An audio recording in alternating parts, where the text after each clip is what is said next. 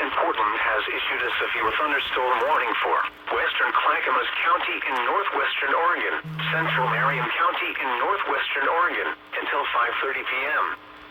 At 4:58 p.m., severe thunderstorms were located along a line extending from near Cambly to near Silverton, moving east at 30 miles per hour.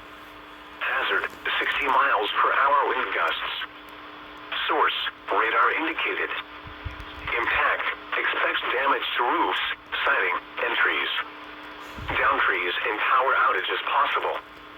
Locations impacted include Colton, Malala, Estacada, Eagle Creek, Scotts Mills, Sandy, Shorty's Corner, Silverton, Mulino, Marquam, and Oregon City. In Oregon, this includes U.S. Highway 26 east at Portland between mile markers 22 and 31. For your protection, move to an interior room on the lowest floor of a building.